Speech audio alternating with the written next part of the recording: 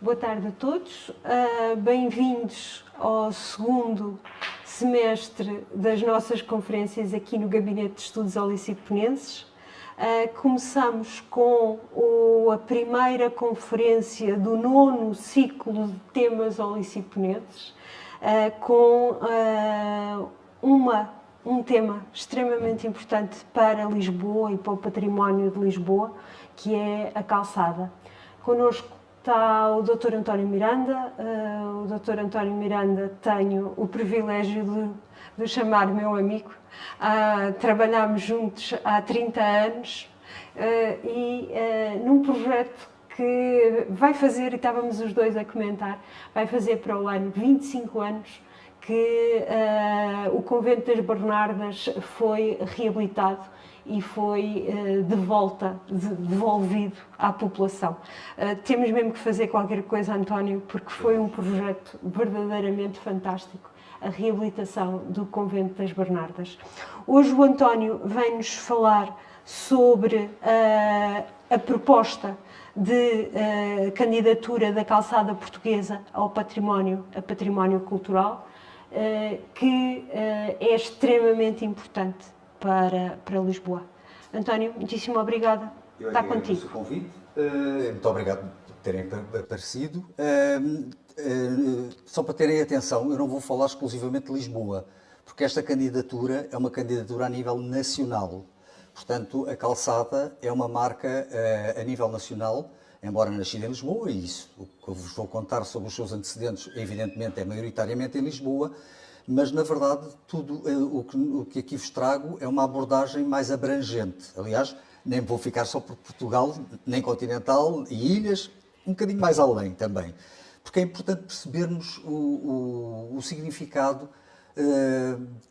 desta técnica que nós desenvolvemos de uma forma única e como é que conseguimos alterar a imagem das cidades graças a uma fórmula que era considerada barata, já iremos conversar sobre esse assunto, bonita e barata. E o que é facto é que, graças à presença da calçada, cidades como Lisboa, que não primavam enquanto cidade capital com a monumentalidade da maior parte das capitais europeias, acabou por compensar essa falta de monumentalidade com dois elementos que a caracterizam ainda hoje e que, evidentemente, que se para nós que cá habitamos não damos nenhuma atenção a esse assunto, nem olhamos para eles, na verdade, porque nós nascemos, crescemos, aprendemos a andar, a falar e a envelhecer, sempre a ver azulejos nas fachadas dos edifícios e os empedrados, os tapetes de pedra em calçada portuguesa. E, portanto, ela é-nos invisível para a maior parte dos portugueses. E, na verdade, esta invisibilidade acaba por ser tremendamente negativa, porque para nós é comum, mas, evidentemente, para quem veio de fora, é uma nota muito chamativa. Portanto, é o que logo identifica que estão num território diferente e que toda a gente olha para ela com olhos de ver, os que vêm de fora. Mas é também importante porque esse olhar vindo de fora obriga-nos a nós, cá dentro, também a debruçarmos sobre o assunto. E isso é importante e tem essa vantagem. Ora bem, isto foi só uma pequena introdução para perceberem que, efetivamente, eu não vou tratar da calçada exclusivamente em Lisboa, mas a calçada enquanto todo. É evidente que Lisboa é fundamental. Mas vamos começar, e como todas as histórias começam sempre por um princípio, cá está. Nós temos que perceber que o calçamento de vias é uma coisa muito antiga, já vem desde a antiguidade, como é mais que evidente.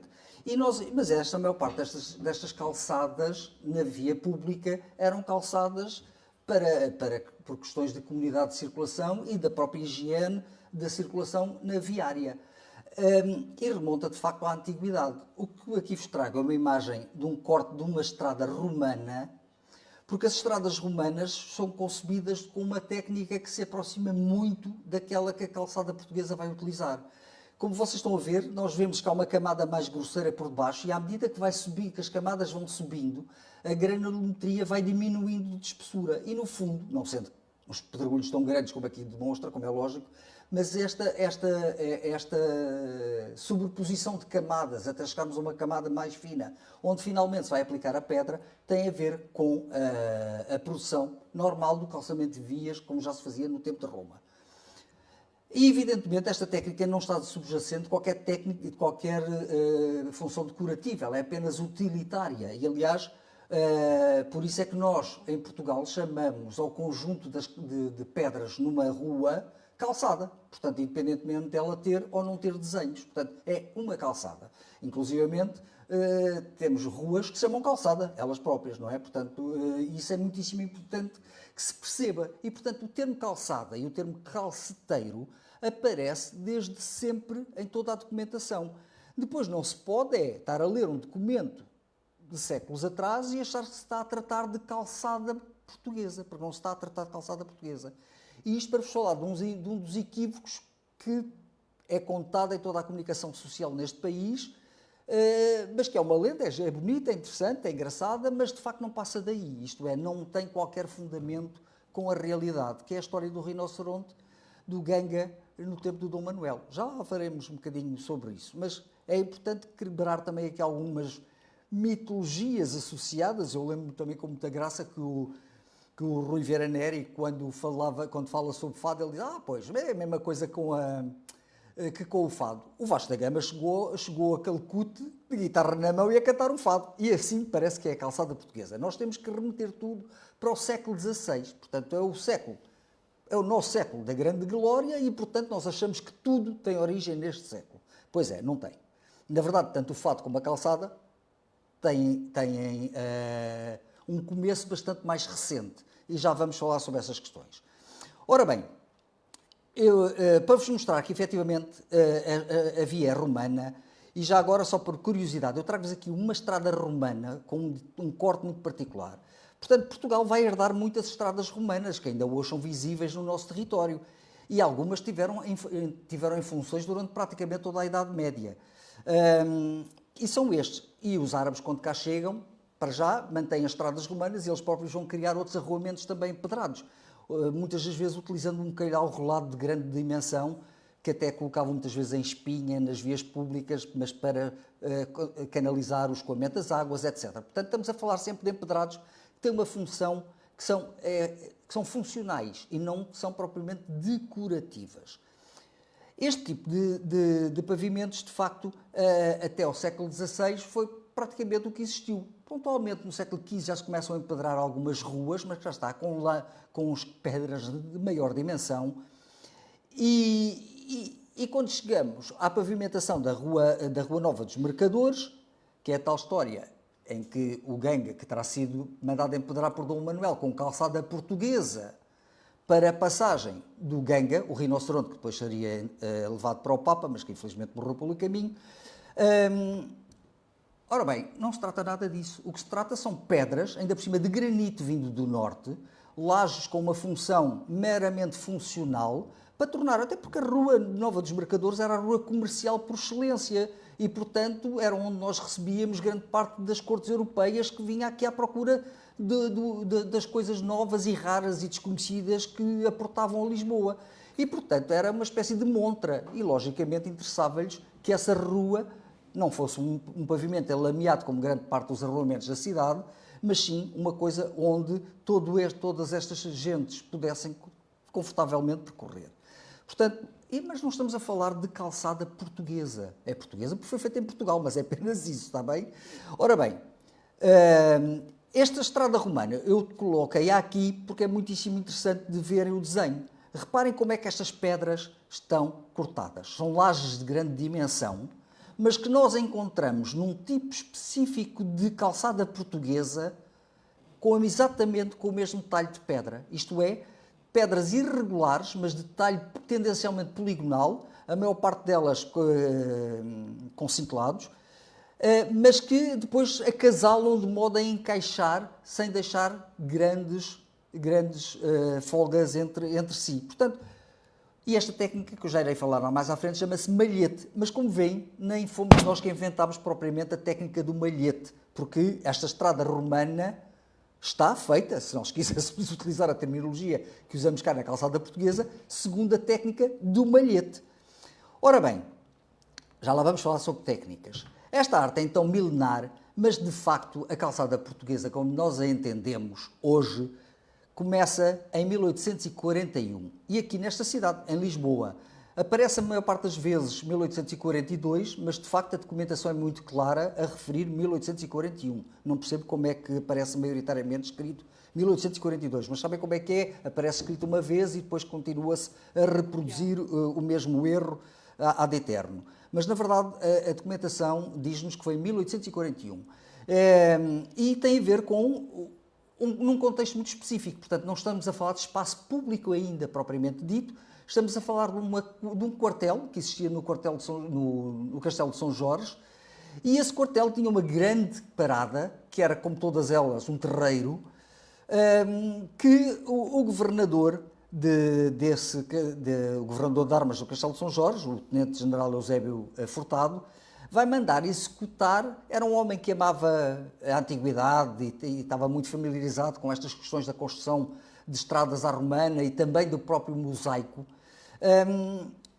que manda executar este primeiro pavimento em grande escala, porque é isto que distingue a calçada portuguesa, é isto, é a escala, porque ela não foi inventada também em 1841, porque antes disso já se utilizavam desperdícios de pedra, e eu estou aqui a falar em desperdícios, porque vão perceber que as primeiras calçadas eram feitas com desperdícios de pedra, e tem um nome específico, já lá vamos, mas ele tinha, por um lado, pedra em abundância em muitas das pedreiras aqui dentro da própria cidade, portanto, tanto de calcário como de basalto. Também já iremos falar sobre as pedras de que a calçada é feita. E depois ele tinha uma mão de obra inoperante, que eram muitos dos soldados que estavam aprisionados por algum motivo. A maior parte deles era por desacatos na via pública, por bebedeiras e coisas assim do género, ou por não faltarem às paradas, etc., tentarem fugir do serviço militar, esse tipo de coisas. Portanto, ele tem esta mão de obra que ele está aprisionada, sem fazer qualquer coisa, e então ele resolve fazer, não é bem um trabalho forçado, porque até lhes pagavam para fazer o trabalho, mas evidentemente eles estão acorrentados. Eles, evidentemente, eram prisioneiros para todos os efeitos. E vão receber, mais tarde, a designação de grilhetas por causa das grilhetas que traziam atadas aos tornozelos para evitar que fugissem. Ora bem, na verdade, ele o que vai fazer é ampliar a escala do que já se encontrava patente em alguns jardins privados ou algumas entradas de átrios de prédios, que ainda é possível encontrar alguns, de datação anterior, mas estamos a falar de coisas de escala reduzida, isto é, tanto encontramos tapetes de pedra com os tais desperdícios, que eram utilizados para formar desenhos no chão, mas também usávamos calhau rolado. O calhau rolado também servia para fazer decoração em pavimentos. E que também ainda é comum encontrarmos em átrios de edifícios e também em alguns pátios em edifícios palacianos, etc. E, portanto, já existe. Esta prática de se colocar pedras no chão remonta também à antiguidade desde sempre. E houve sempre esta tendência de, quando estamos num espaço mais privado, ornamentá-lo. É o que os romanos vão fazer com os tapetes de teselas, portanto, criam um mosaico ornamentado com pedrinhas de pequena dimensão e que aqui, no fundo, é o mesmo princípio. Isto é, nós agarramos na ideia da decoração da parte funcional da calçada romana por um lado e juntamos a parte decorativa pelo outro e criamos uma coisa diferente. Que em Itália já se fazia também, mas não propriamente com a mesma técnica. Ora bem, mas a propósito desta primeira grande calçada feita no Castelo de São Jorge, na parada militar, atenção que não foi só na parada do castelo que recebeu calçada. Se ainda hoje entrarem, a partir do chão da feira, na entrada do Castelo de São Jorge, há uns restos ainda de uma calçada à portuguesa, eu já vou falar do que é isto, à portuguesa, que está junto à muralha, e que é a original. Na verdade, é o troço mais antigo de calçada primitiva da primeira fase, ainda hoje existente na cidade. E é uma pena que esteja lá sem ter qualquer menção a referir o que aquilo é. Em tempos falei com a responsável pelo Castelo de São Jorge, mas entretanto mudou e ficámos pelas intenções, não se chegou a avançar. Mas o que é facto, e isto eu trago-vos porque é interessante este depoimento do engenheiro Miguel Paes, sobre este sistema de calçamento, para vos chamar a atenção, que é muito engraçado. Era uma novidade. fez sensação. Estabeleceu-se rumaria ao Castelo de São Jorge para ver a calçada mosaico. Esta é a primeira designação que é dada à calçada portuguesa. Calçada mosaico, porque na verdade é a calçada, juntamos o mosaico da decoração romana. Para ver a calçada mosaico, a maioria compreendeu logo que era um bom sistema, bonito, isto é fundamental, económico e que deveria generalizar-se. Claro que nós hoje teríamos que discutir bem esta questão. Ele mantém estas duas primeiras premissas, que de facto é um sistema, é um bom sistema, é bonito, económico é que já não é. Pronto, mas estamos a falar de um tempo em que a mão de obra era muito barata e é esse o grande problema que ainda hoje a calçada artística enferma. Já iremos falar sobre isso, porque é uma das consequências do declínio da própria arte. Ora bem, é evidente que isto foi de tal maneira um sucesso que as pessoas gostaram tanto de ver lá em cima, num espaço que era militar, que quiseram que ele passasse para a via pública. E de facto ele vai ganhar, eu não vou entrar aqui em muitos detalhes, senão não saíamos daqui, não tenho possibilidade de o fazer, mas de facto ela vai descer para o Rossio, antes disso passa pela calçada de Tancos, passa pela frente do Jardim Público, até chegarmos ao Largo do Rossio, porque é o Largo do Rossio que vai ser o primeiro grande espaço público, de usufruto público, que vai receber um tapete monumental pela sua escala e com uma decoração que deixou toda a gente de boca aberta. Se o zigue-zague do quartel já tinha feito o encantamento da população, as ondas deste mar largo, que é assim que se designa este padrão, que ainda por cima tinha uma bordadura toda decorada como um tapete, deve ser, na verdade, porque o que nós estamos aqui a ver é a transposição para um material pétreo do tapete, dos tapetes que se tem no interior doméstico. Não se esqueçam que é exatamente isso que nós fazemos nesta primeira metade do século XIX.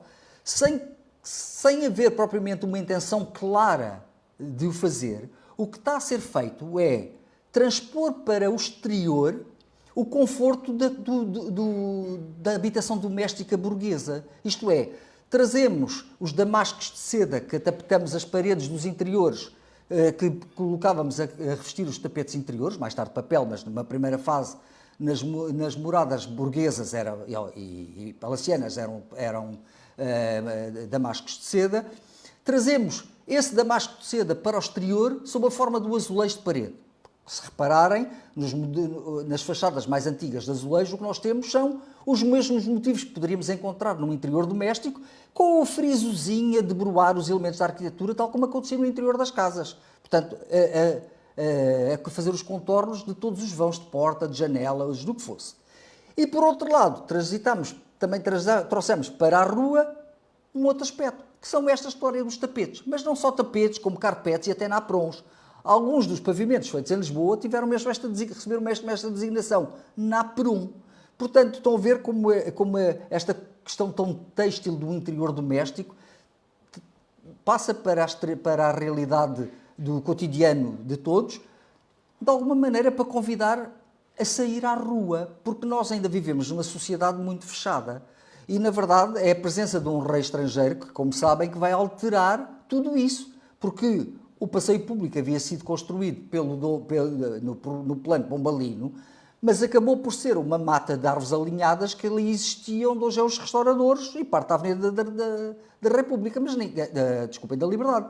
Mas não era um território muito apetecível para se ir passear, até porque as pessoas não tinham esse hábito. Em Portugal não se tinha um hábito das classes mais ricas para saírem à rua para passear, para ver, para flanar e para serem vistos, como é mais que evidente.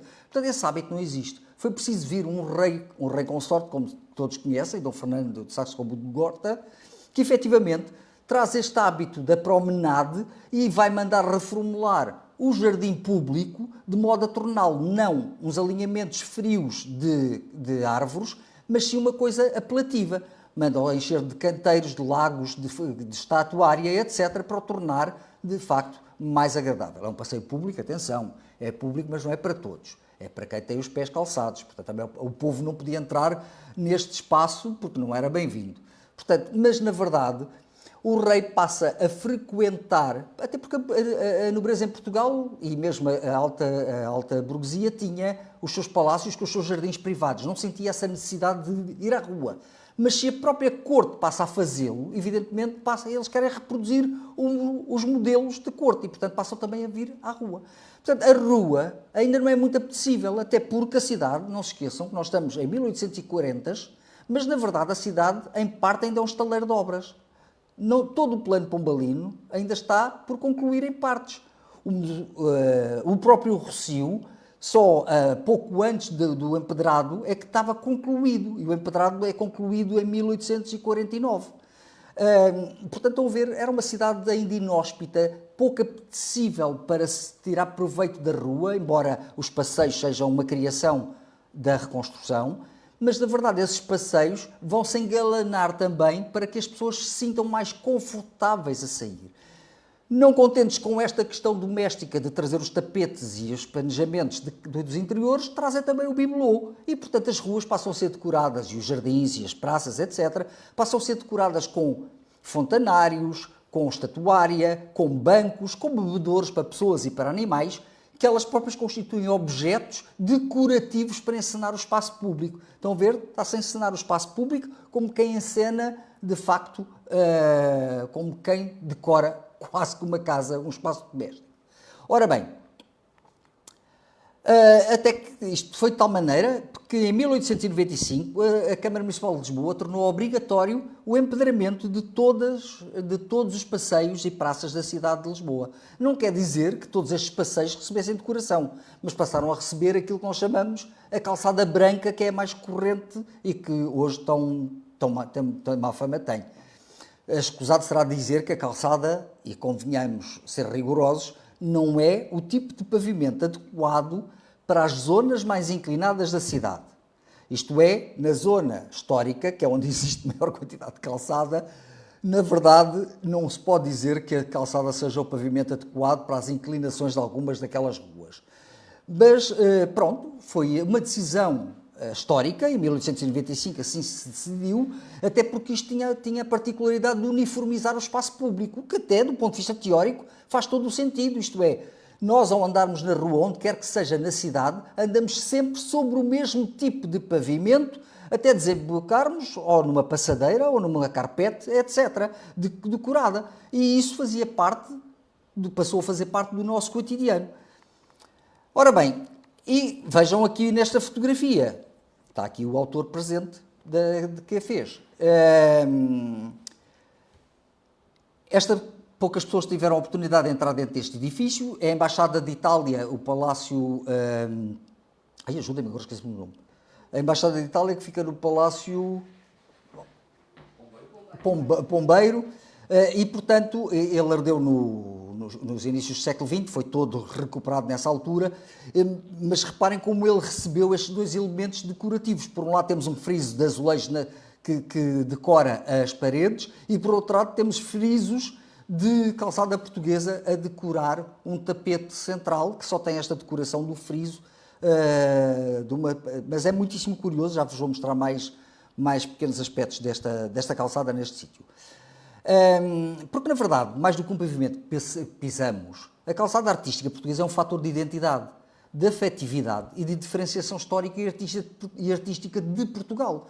Nós não temos aquilo que vos disse, para nós portugueses, isto é tão banal, tão comum, que nós nunca nos apercebemos disto. Felizmente, hoje, já se tem outra consciência. O novo bilhete de identidade já assinala o motivo mar largo no próprio bilhete de identidade. Portanto, já está a assumir que as ondas do mar largo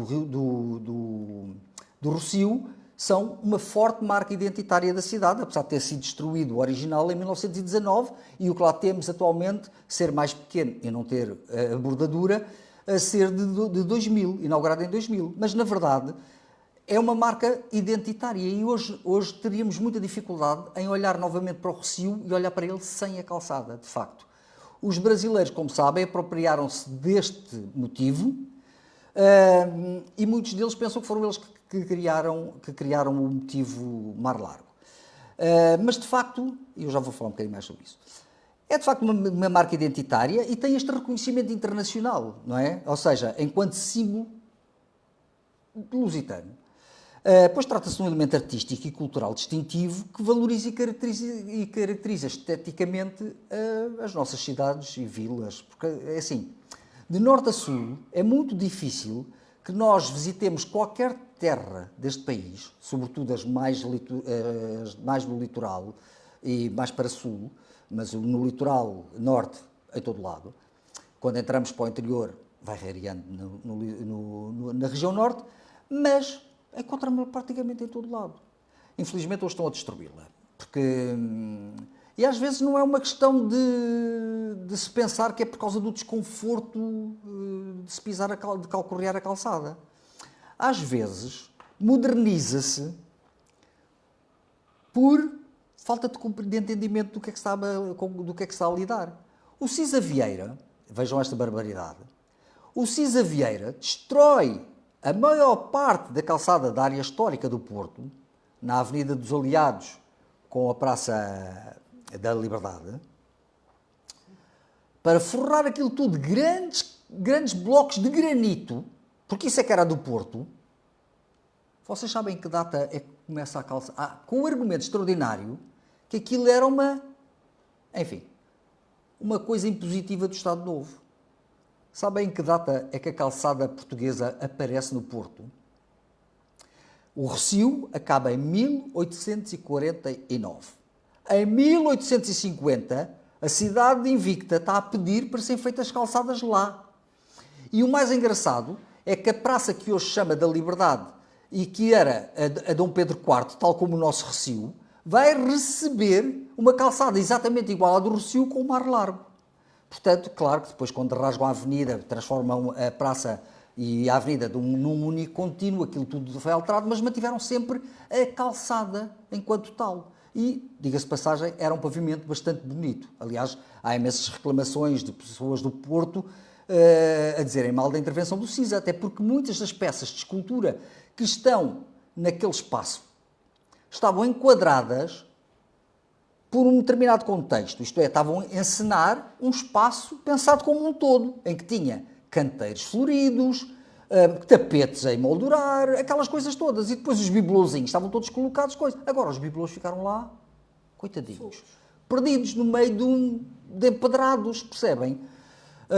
Há uma escultura muitíssimo bonita que eu gosto muito, de uma senhora toda nua sentada, uma escultura dos anos 20, mais tarde, 1930, não sei exatamente a data, que coitadinha ficou a nadar naquele mar frio que é um tapete gigantesco de granito. Não havia necessidade, é caso para dizer, quer dizer, sério. Para além de que parte do coberto vegetal, ainda por cima hoje que precisamos tanto de elementos vegetais, de zonas permeáveis, etc., desapareceram porque assim ficava mais elegante, mais consentâneo com o espírito do Norte. Pronto. E é uma pena, porque efetivamente nós assim estamos a perder identidade, não é? Enfim. Mas pronto.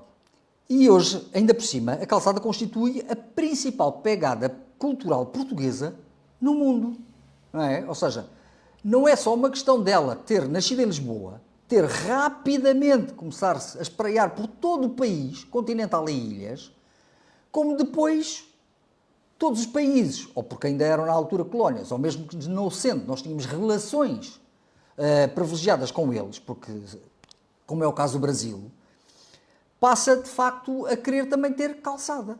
E nós, de facto, é isto que cedo capta a atenção dos viajantes. Portanto, que chamam-nos a atenção para isto e a que referem que, de facto, isto é uma marca cultural e identitária.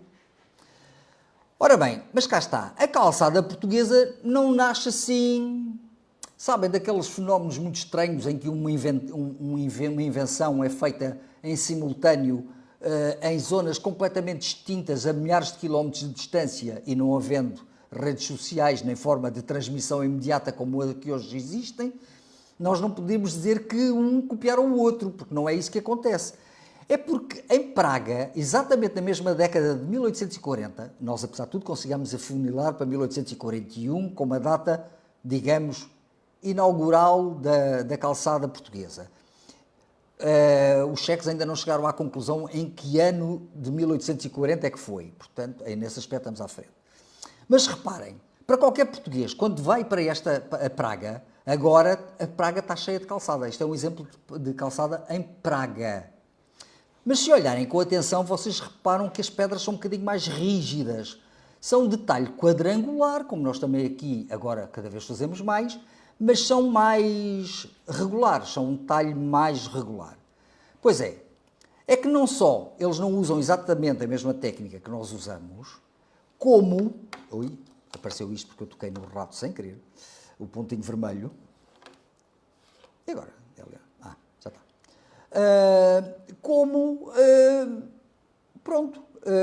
Talham a pedra de outra maneira. Até porque eles muito cedo introduziram umas partes industrializadas na concepção da calçada. Isto é, retiraram-lhe logo muito cedo a parte totalmente manual para passarem a fazer o talho da pedra das laterais, daquelas que não ficam à superfície, que são cortadas com máquinas. E por isso vocês veem que são cubos, a superfície é irregular, porque fica à vista, mas as outras faces são totalmente polidas. Portanto, não tem nada a ver com a nossa, porque a nossa é toda ela talhada in situ, à mão.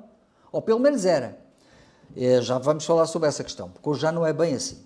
Ora bem, eu tenho que tomar cuidado com o que falo, porque vocês sabem, esta matéria é extensíssima, tem muita coisa.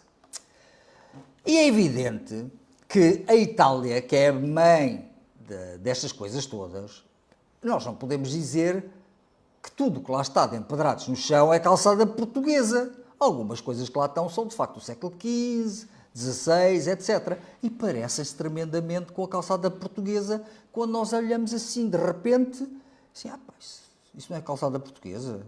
Pois não, há ali umas ligeiras técnicas, até porque eles utilizam sempre uma argamassa mais dura para sedimentar, para agregar melhor as pedras.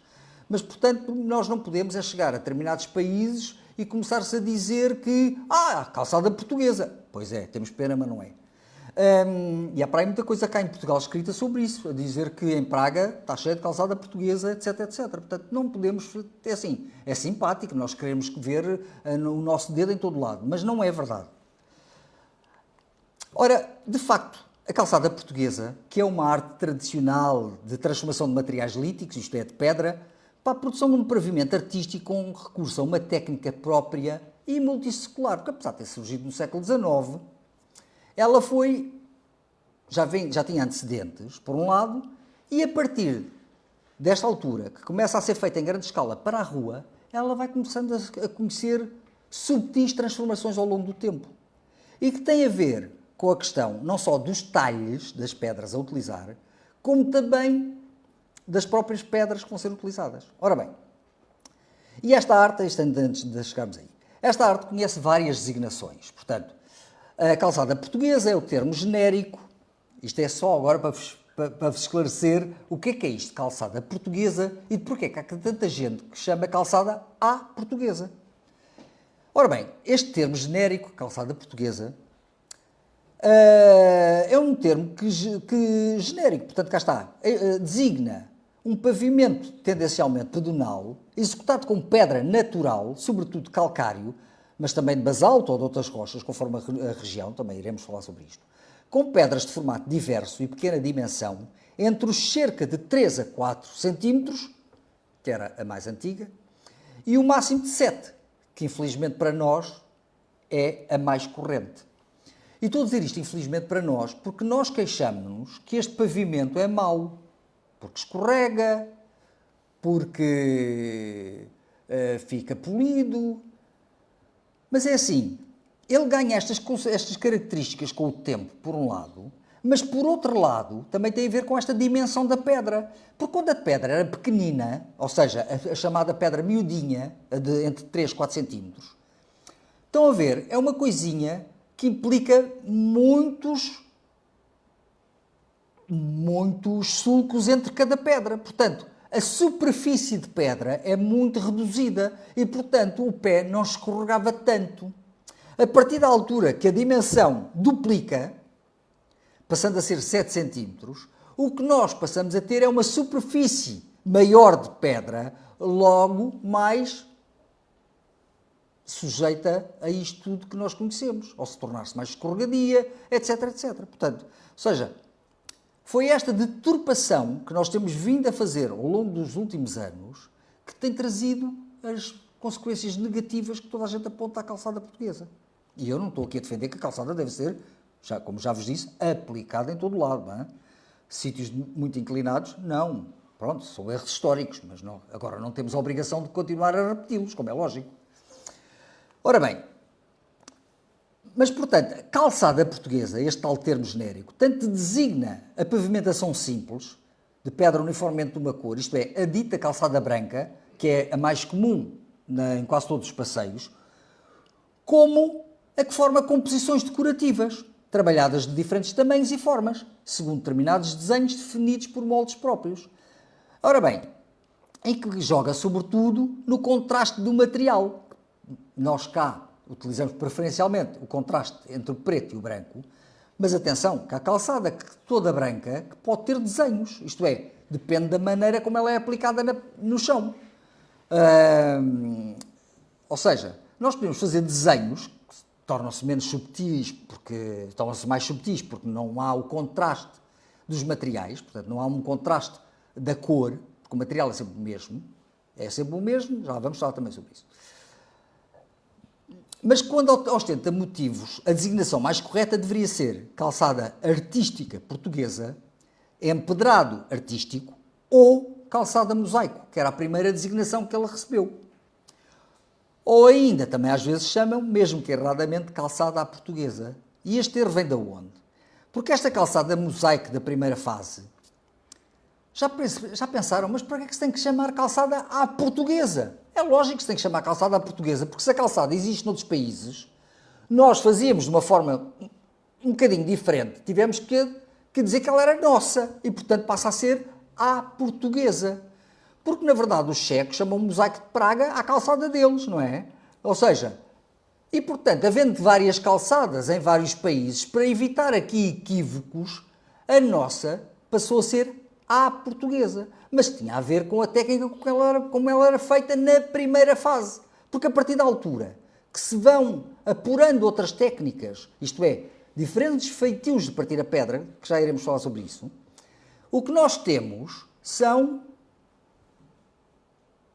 calçadas feitas com pedras aplicadas de uma determinada maneira, obedecendo a um determinado desenho, obedecendo a uma determinada base de materiais, até ao método final. Portanto, isto criou uma coisa que era diferente dos outros. E, portanto, nós tínhamos que a distinguir dos demais. E, portanto, calçada à portuguesa.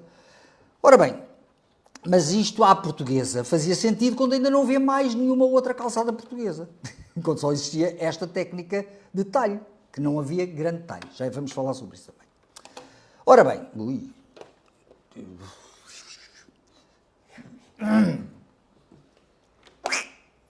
este ponteiro vermelho está sempre aqui a aparecer. E vocês aí...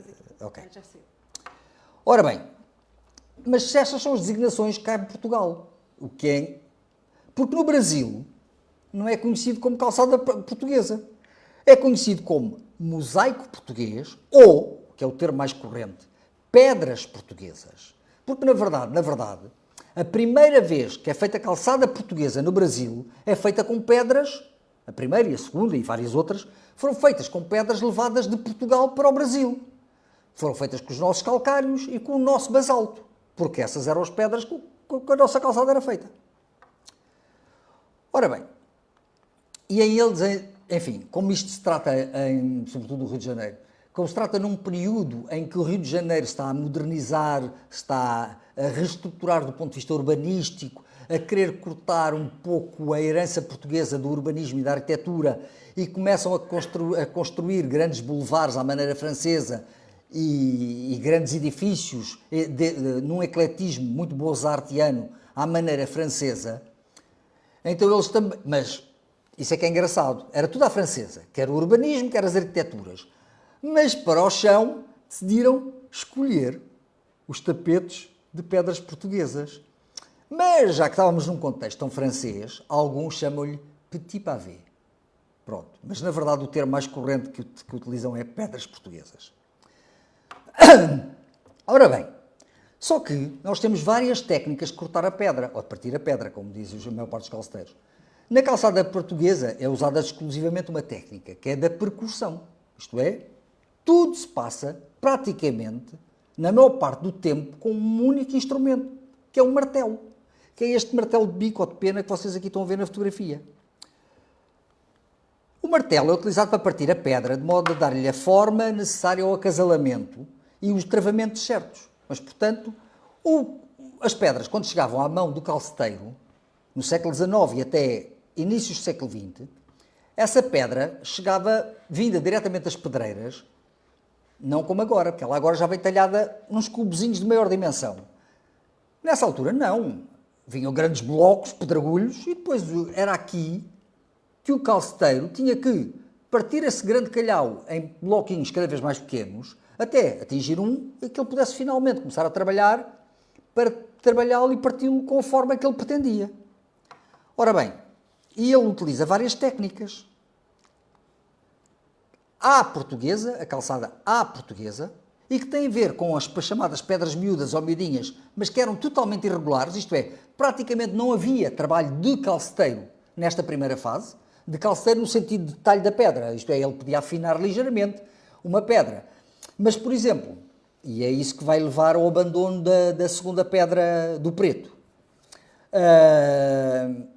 mas o basalto não é uma pedra que possibilitasse o talhe à mão, porque é uma pedra muito mais dura, muito mais difícil de trabalhar e, portanto, não era compatível com aquilo que eles começaram a desenvolver, que é, apesar de tudo, a pedra branca, eles começam a perceber as potencialidades da pedra branca, daquela pedra que é calcário.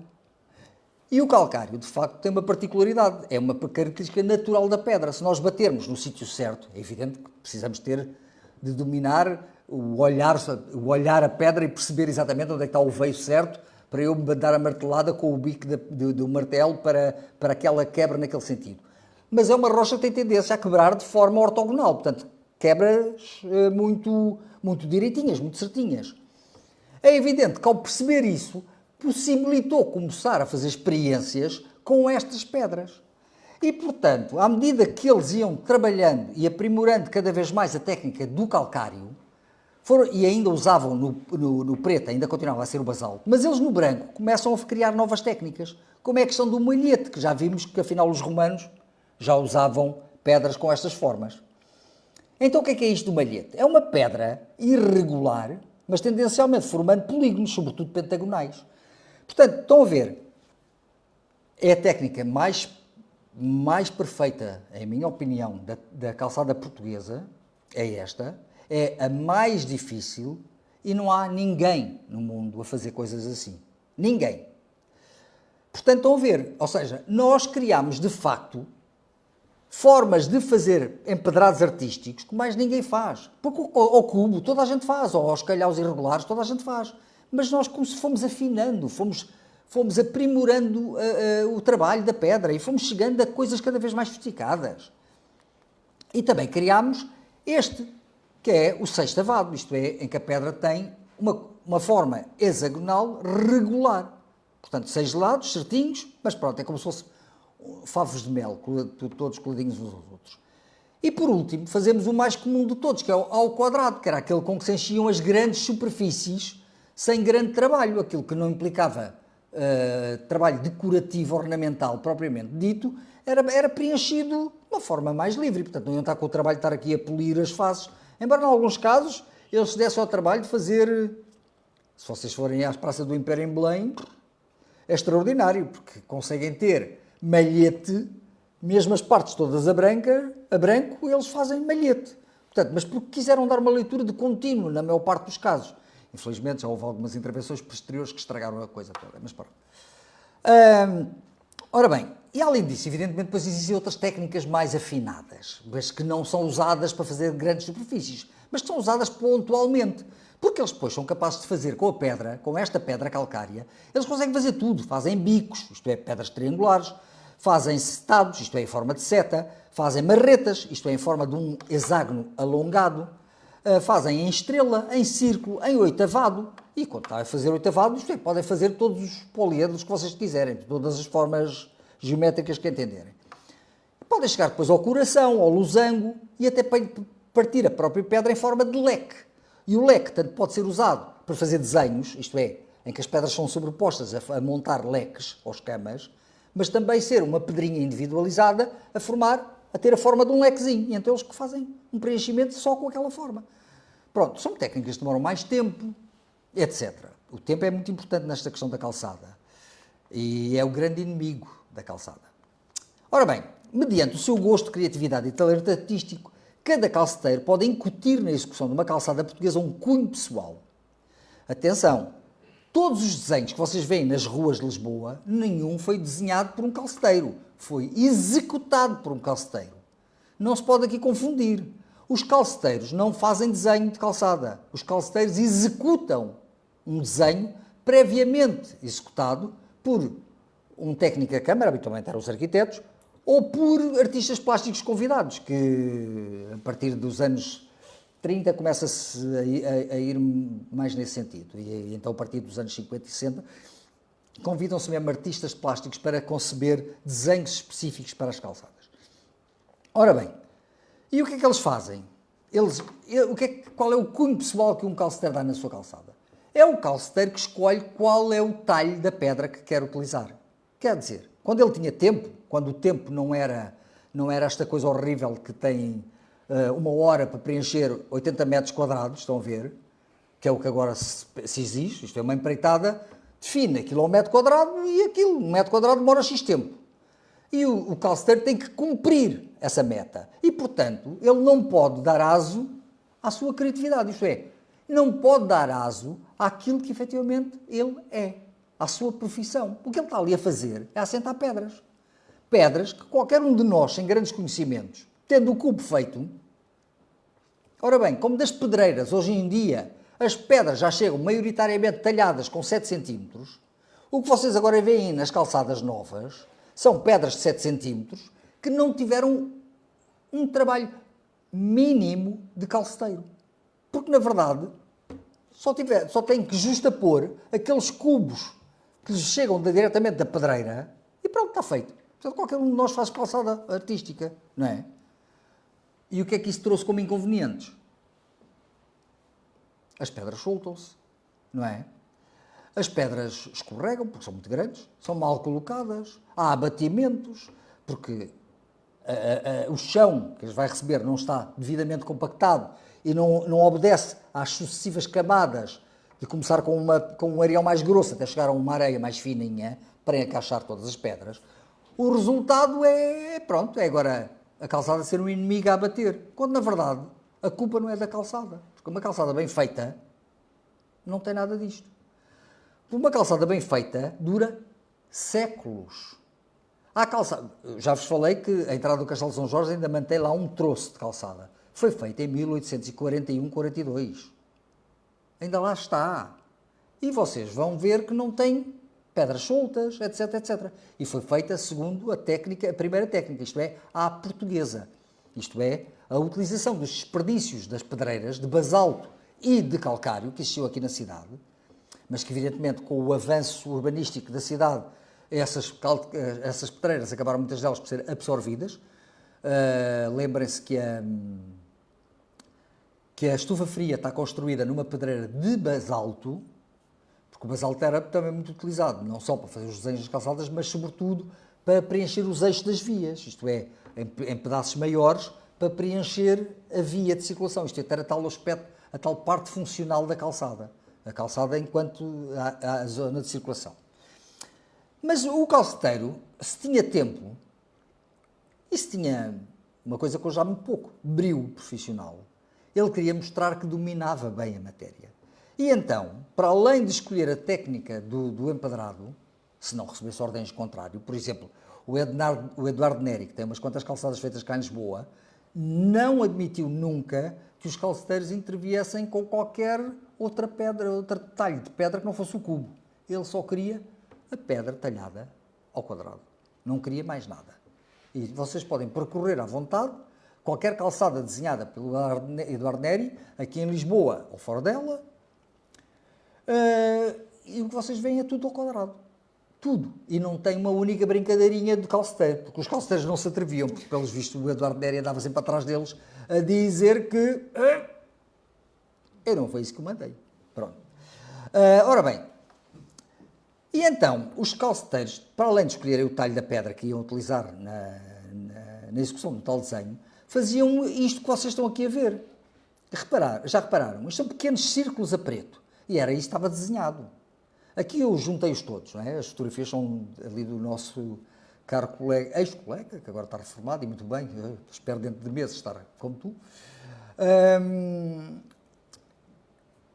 Dentro do tal círculo, que supostamente devia ser só preto, o calceteiro lembrou-se de fazer uma âncora, um barquinho, um peixinho, um trevo de 4 folhas, uma borboleta e um caracol. Mas há muitas outras coisas. Aconselho-vos um dia a irem com calma para a Praça do Império. Esta aqui é mais difícil de vocês irem ver, porque está dentro do Palácio Pombeiro, na Embaixada de Itália. Mas se forem à Praça do Império, aconselho-vos a olhar na envolvente da fonte luminosa e olhem com atenção, porque quando nós chegamos à fonte luminosa, o que vemos é um empedrado que tem uma malha ortogonal em que riscas preto se cruzam nos cantos, formando uns quadraditos mais pequenos. Ora bem, reparem com atenção em todas estas interseções das diferentes linhas paralelas. Os pequenos quadrados que aí se encontram, que supostamente deviam ser todos brancos, e quando nós olhamos assim para o todo, é o que vemos, é um desenho enxadrezado de manada. Os calceteiros divertiram-se a fazer imensos desenhos. Mas não se pode dizer que aquilo sejam assinaturas, como muita gente quer chamar aquilo. Como estas que eu vos estou a mostrar, não são assinaturas.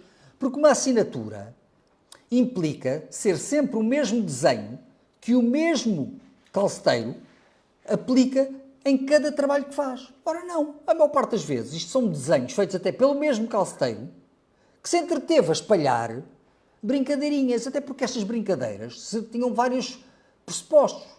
Por um lado, ele podia mostrar a quem o contratava o seu domínio do talho da pedra, não é? E por outro lado, ele também podia espicaçar os seus congêneros dizendo, olha, vê lá se consegues fazer um peixinho como o meu, ou vê lá se consegues fazer esta bolinha tão perfeita. Estão a ver? Isto ajudava a crescer do ponto de vista profissional os aprendizes que, entretanto, se juntavam às equipas, que passavam a ver como é que os mais velhos trabalhavam e perceber as potencialidades do material que tinham à sua frente. Ora bem, porque agora começou-se tanto a falar de assinaturas, tanto de assinaturas, que se queria ver nestas brincadeiras, assinaturas, que agora sim, os calceteiros começaram a criar assinaturas. E alguns deles já começaram a criar uma marcazinha que já sabem, olha, esta aqui fui eu que a deixei. E essa é sempre igual em todos os trabalhos que ele deixa, desde um trevo de 4 folhas, em forma de coraçõezinhos, portanto, é uma estrelinha, um coração, ou o que seja. Alguns até gravam na própria pedra, numa pedra, gravam o seu nome ou o seu logótipo, porque alguns já criaram logótipos, porque há muitos calceteiros que, entretanto, já trabalham por conta própria, e há empresas de construção civil que também querem ver o seu logótipo naquela empreitada, e, portanto, imprimem na pedra. As empresas é muito artificial, no caso dos calceteiros, às vezes é uma coisinha muito manual, em que ele tem o cuidado de raspar a pedra e tal, é giro. Começam, de facto, a pôr assinaturas. Não é como, por exemplo, quando nós chegamos ao monumento de homenagem ao calceteiro, nos restauradores, e temos aquele quadro, porque na verdade até tem uma moldura, o símbolo de Lisboa, da barca com os corvos, até está emoldurado, mas se vocês repararem bem, à volta da moldura há uma série de estrelinhas. Quando se olha assim de longe não se vê. Só nos apercebemos que elas existem porque eles entreteram-se a fazer. Não eram obrigados, porque não fazia parte do desenho. E mesmo dentro do próprio desenho decidiram fazer coisas.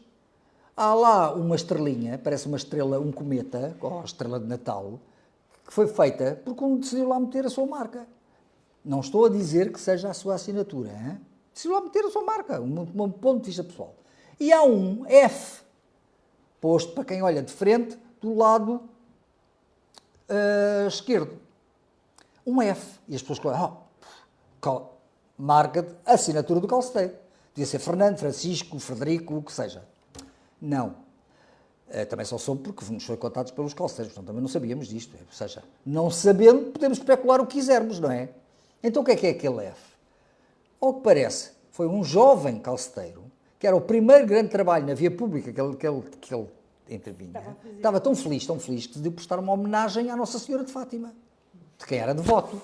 E, portanto, ele agradeceu à Nossa Senhora de Fátima o estar a trabalhar e que esperava que aquilo fosse o primeiro dos seus múltiplos trabalhos, aí pronto, esclarecido o motivo do F. Mas se ninguém nos contasse a verdadeira razão do F, é do Francisco, ou do Frederico, não é? Ou do Feliciano. Ora bem, cá está. Não confundam entre assinaturas e estas ditas brincadeiras. E como vos digo, vocês na envolvente do monumento à Grande Guerra, na Avenida da Liberdade, andem aí por a volta, entre o São Jorge, logo em frente do São Jorge, encontram uma coisa muito engraçada, deixam um bocadinho até chegar ao monumento e depois ainda continuem a descer a avenida do lado de circulação interior e vão olhando com atenção que vão encontrar brincadeiras espetaculares que eu aqui não os pus porque são mais fáceis de qualquer um de nós passar por lá e ver. Bom, vamos continuar porque senão já sabes que eu falo muito. Quanto tempo é que tenho? Já passei. Ora bem, mas tanto a calçada branca simples como a artística recorrem à perícia do calceteiro para talhar e assentar a pedra, dispondo-a de um modo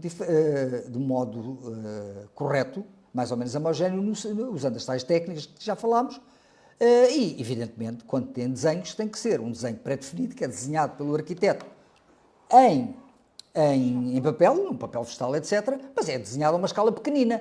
Depois, para a sua passagem para a escala grande para o terreno, ela vai ter que ser redesenhada. E aí já são muitas vezes os calceteiros que fazem esse exercício.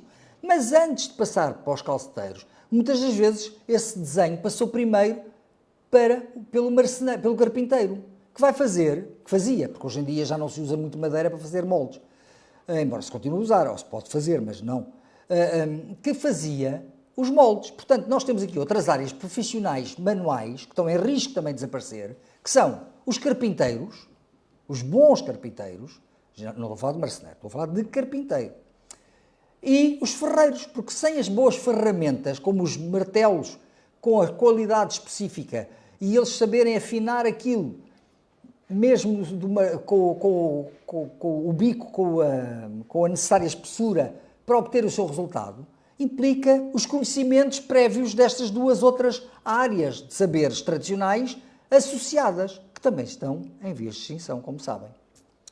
Ora bem,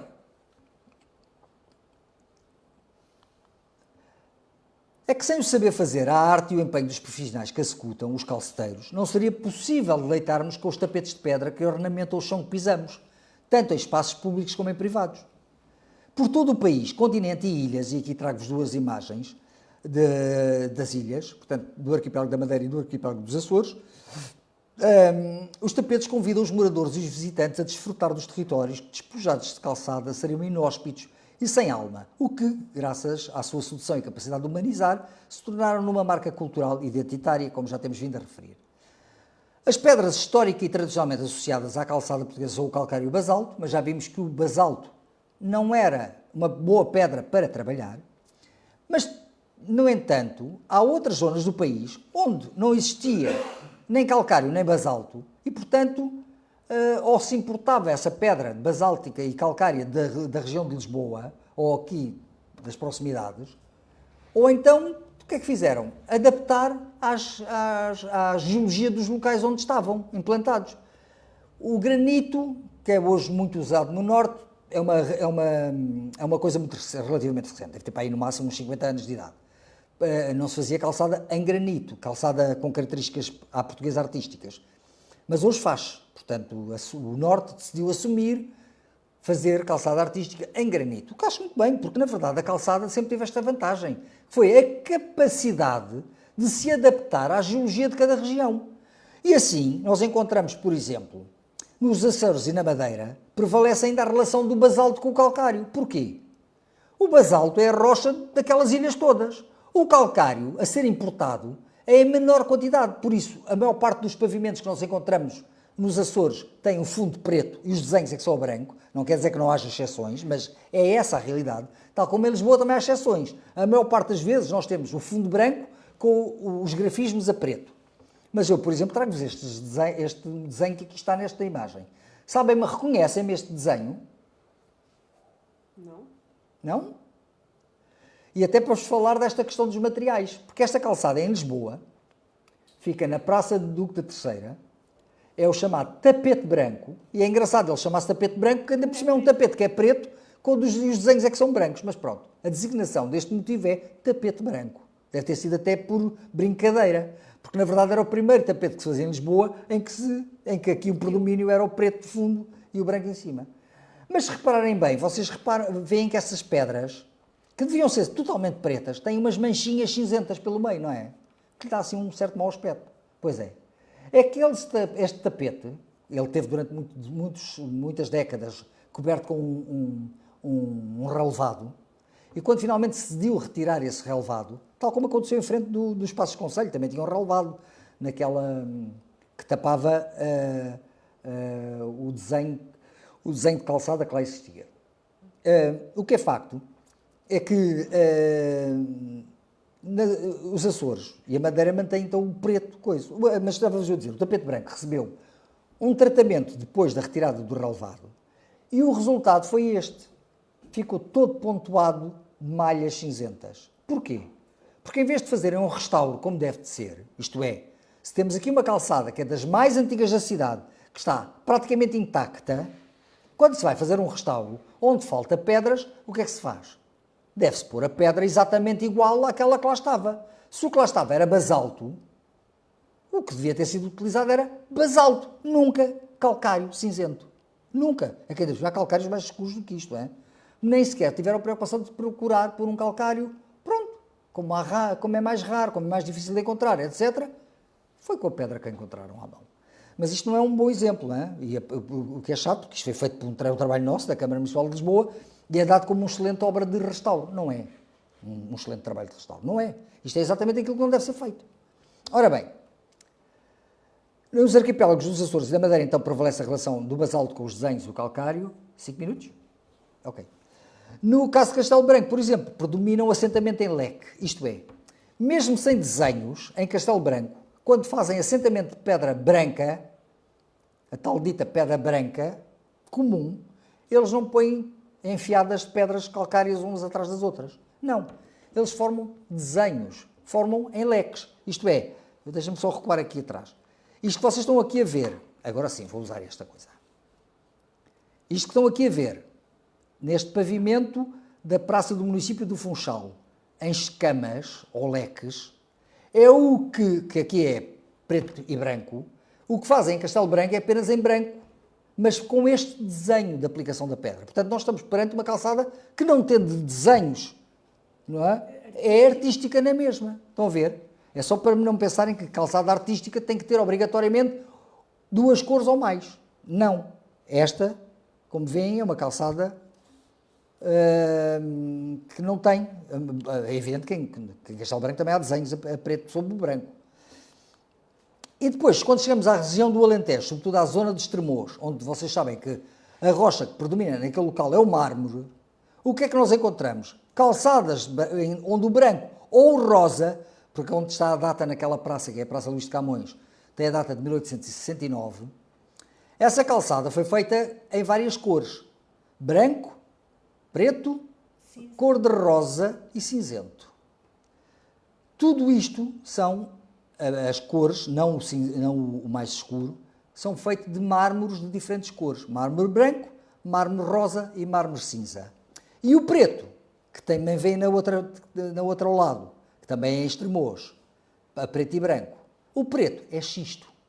Ou seja, adequaram a rocha existente no local para a sua realidade, como é mais que evidente.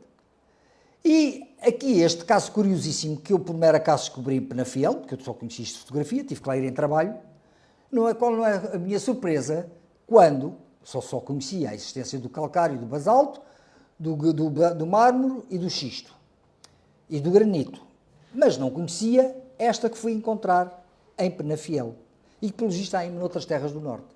É que o branco é o único mineral utilizado na calçada portuguesa. É o quartzo leitoso.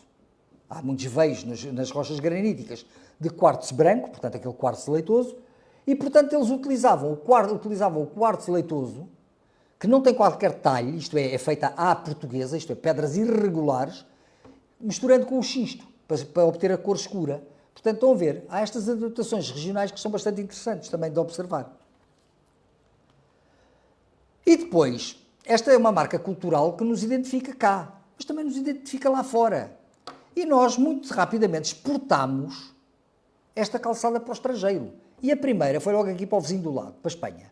Mais concretamente, para a cidade de Badajoz, que é a primeira calçada a ser feita por calceteiros portugueses com pedra vinda de Portugal em Badajoz.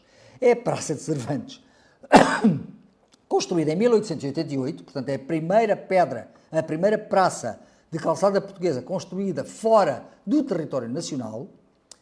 Para grande vergonha nossa, os espanhóis já trataram de classificar como de interesse cultural para a província da Extremadura espanhola. Portanto, está classificada, está protegida legalmente como património cultural da Extremadura, o que nos devia envergonhar, porque nós não temos nenhuma calçada nossa salvaguardada a este nível com classificação.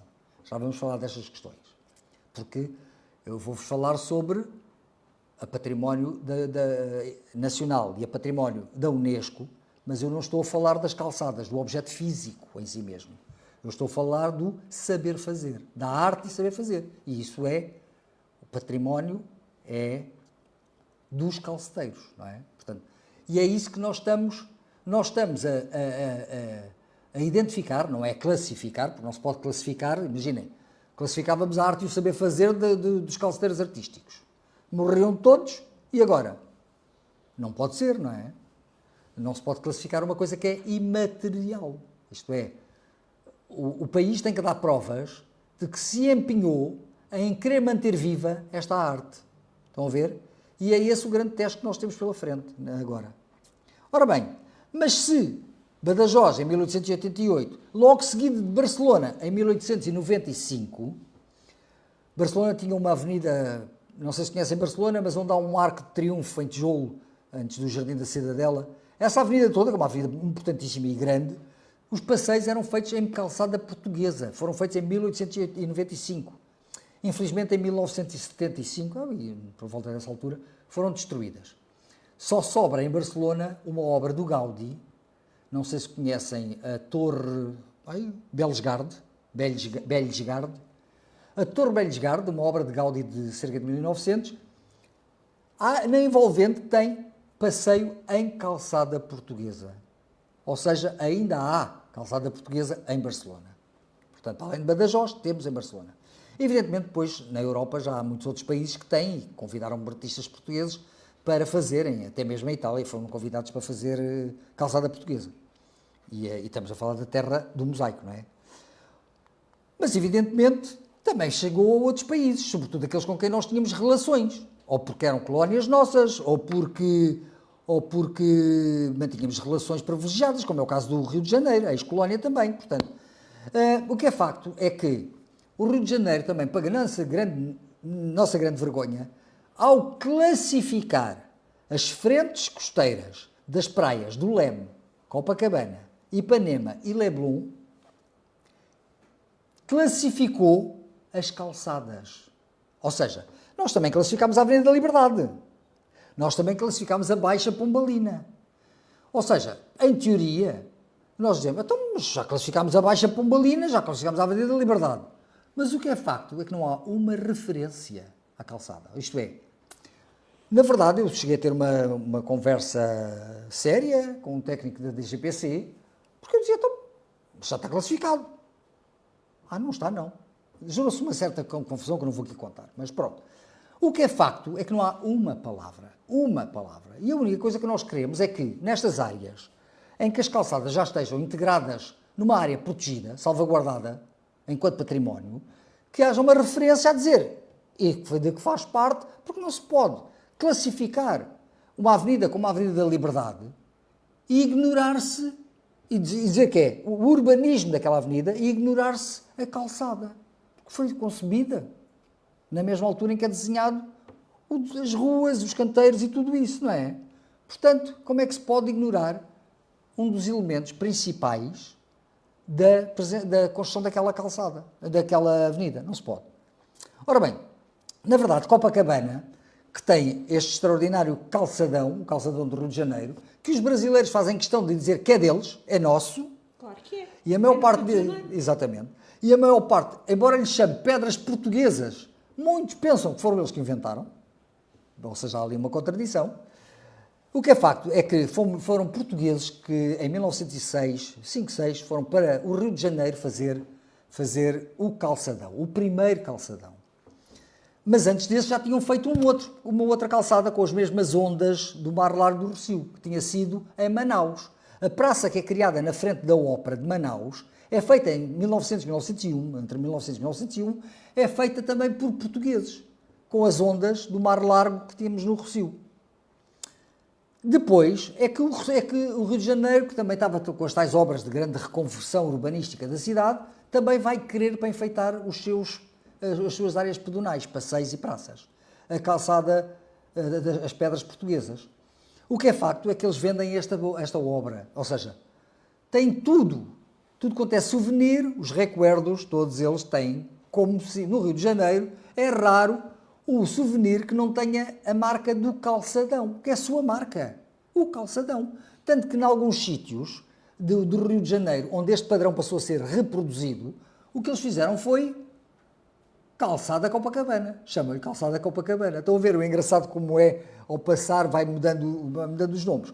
O que é facto é que este calçadão primitivo desapareceu, até porque a avenida era mais estreita, e houve aqui uma grande conquista ao mar, com a construção da nova Avenida Atlântica, e o calçadão antigo primitivo foi logo destruído em 1921, 22, se a memória não me falha, por uma tempestade que destruiu o grande prado da calçada. E quando houve necessidade de refazer a calçada, na altura a calçada feita pelos portugueses tinha sido feita, esta também foi feita por portugueses, hein? Calma, já lá vamos, mas esta é de 72.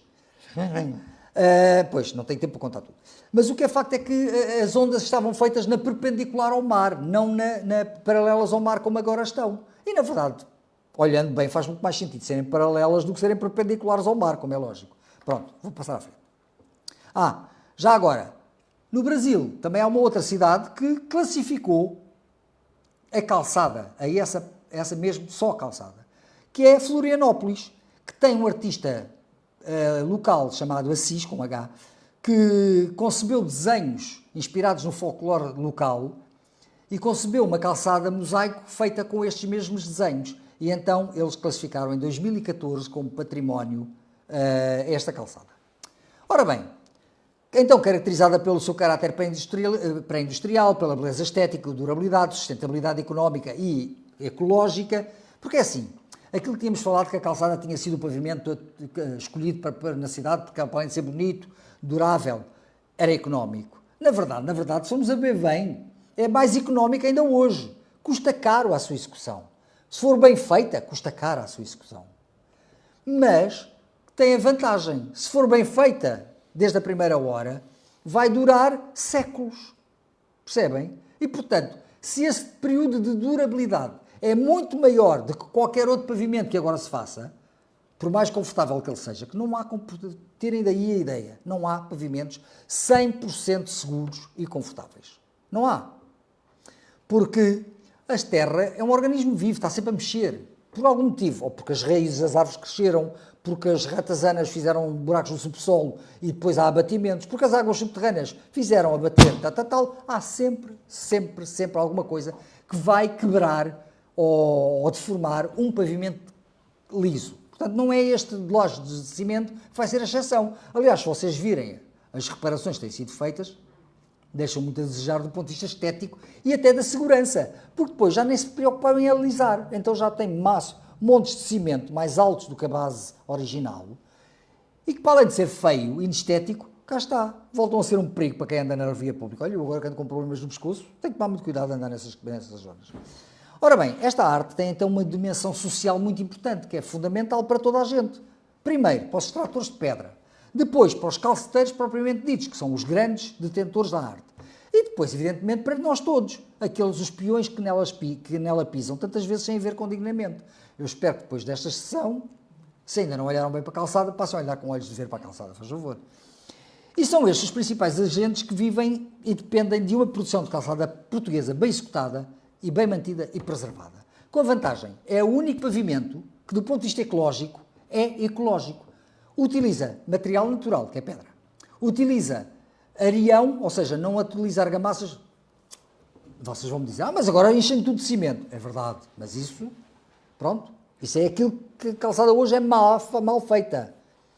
Ou seja, uma das características fundamentais da calçada portuguesa era a permeabilidade, o garantir que a água, em tempos de enxurradas, e nós somos de um país que tanto temos picos de calor e de secura, como temos picos de grandes inundações, é evidente que uma calçada bem feita, a água não só é retardada num pavimento que tenha calçada, isto é, não corre como um rio aberto, isto é, há uma tendência para a redução da velocidade da água que corre, sobretudo numa cidade cheia de pendentes, como é o caso de Lisboa, e ao diminuir a velocidade da água, considerando a porosidade deste tipo de pavimento, esta água, uma parte dela pelo menos não é totalmente desperdiçada, é infiltrada, vai-se infiltrando no subsolo, o que garante depois que quando vier o calor, esta água se mantenha um grau de frescura no subsolo, um grau de umidade que é fundamental para a vida, percebem? Ou seja, e ainda por cima, a calçada mantém sempre viva, porque se vocês virem, estão sempre a crescer ervas nos interstícios entre as pedras, não é? Ou seja, a natureza rapidamente se reapropria de uma coisa feita em calçada. Se for uma coisa de cimento ou de grandes lajes de pedra, a natureza vai ter dificuldade em Pronto. Vamos acabar, vamos chegar a... Não vou falar disto. Pronto, aqui a extração de pedra, como veem, evidentemente há uma série de trabalhos que se executam com esta história dos calceteiros, porque a partir de 1974 é evidente que qualquer profissional existente neste país começou a exigir melhores condições de vida, porque nós vivíamos num mundo à parte, não é? Nós vivíamos dentro de uma bolha, a inflação do que se passava lá fora e tudo o que se passava lá fora do mercado internacional não nos afetava muito, mas era uma criação artificial. Quando essa bolha explode, welcome to the real world, não é? Então, ao chegarmos ao mundo real, qualquer trabalhador de todas as áreas passaram a reivindicar melhores condições de trabalho, melhores condições de vida, melhores salários, enfim, aquilo que é normal, não é? Aquilo que é normal. E, evidentemente, os calceteiros não foram exceção. Ora, isto, por um lado, isto teve consequências muito rapidamente, porque à medida que os calceteiros vão envelhecendo, e os ordenados, apesar de serem um bocadinho melhores, não eram tão bons assim, à medida que vão envelhecendo, começou a haver cada vez menos gente interessada em formar-se enquanto calceteiro. O resultado é que dos 400 que tínhamos na década de 20 e 30, foi começando a diminuir até chegarmos aos cerca de, oficialmente acho que são 19 no ativo, mas na verdade só trabalham 12, porque os outros só estão de baixa ou aquelas coisas. Portanto, ou fazem outras tarefas que não calcetaria. A calcetaria tem a vantagem, é um trabalho que tanto pode ser feito por homens como por mulheres, hein? Não há aqui uma divisão por sexos. Como é um trabalho mais duro, enfim, a maior parte das mulheres não se sente preparada, mas ainda há algumas calceteiras em Portugal, inclusive em Lisboa, mas já não exerce. E há uma em Vila Franca de Xira, aqui muito perto, portanto, e há outra no norte, enfim. Mas pronto. Ora bem, estas durezas de trabalho, a má remuneração e o estigma associado a esta profissão, porque evidentemente nós não olhamos com o ar de apreciação para um calceteiro quando o vemos na rua, não é? Nós passamos indiferentes, a maior parte de nós. Os estrangeiros não, é que perguntam-lhes coisas, eles ficam todos contentes, como é evidente, porque pelo menos alguém demonstra ter interesse na sua atividade. Ora, a maior parte dos portugueses não o faz. Nós passamos indiferentes, porque para nós é tão corriqueiro vermos alguém a fazer. ainda reclamamos. E ainda reclama, exatamente.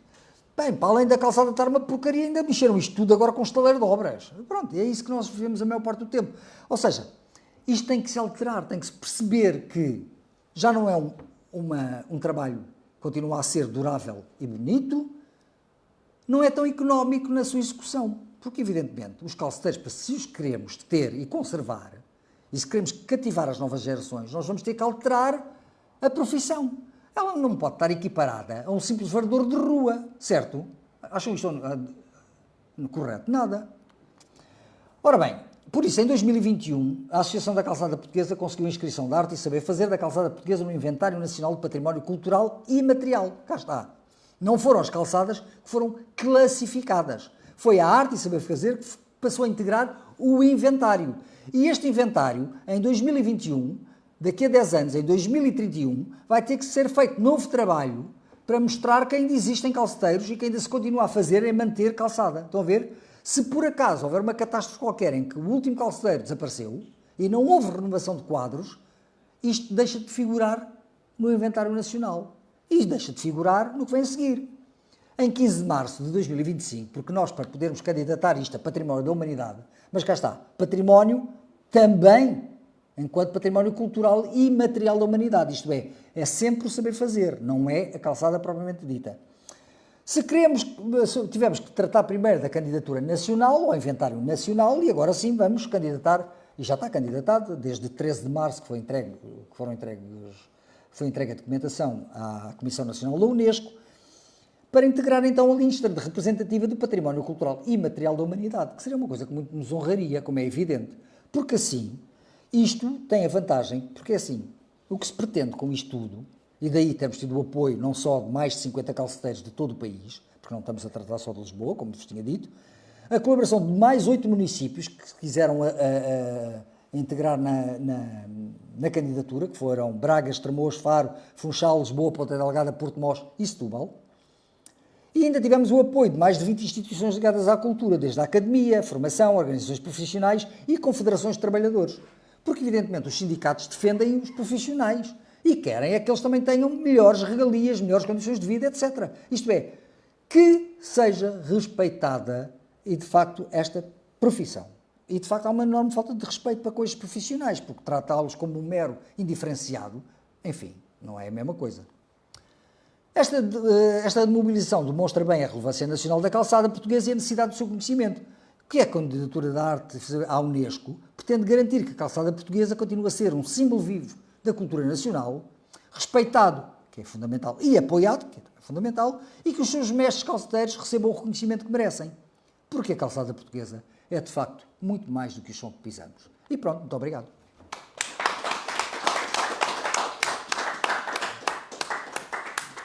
Alguma questão que queiram colocar? Façam o favor.